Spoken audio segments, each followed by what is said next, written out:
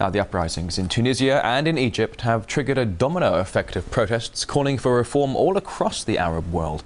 In Yemen, riots continued for a fifth day between thousands of pro- and anti-government demonstrators demanding the country's US allied president step down.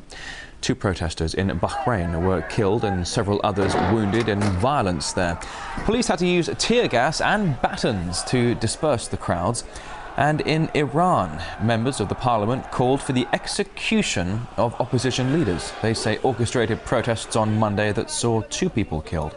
President Ahmadinejad, meantime, also vowed to punish the organizers, while the US strongly backed the opposition.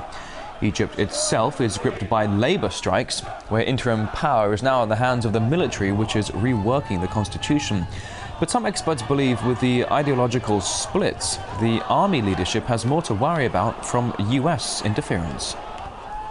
They will not want to fully democratize Egypt. They will not want the military to be subject to civilian political control. So they will be reaching out to civilian politicians who are willing to allow the military to continue to have ultimate power and continue to have a very important economic power. And the military will seek to ensure that it is those sorts of people who will occupy, whether the presidency, whether in parliament, whether in the media. And so we can anticipate that there will be some opposition arising from the civilian political forces.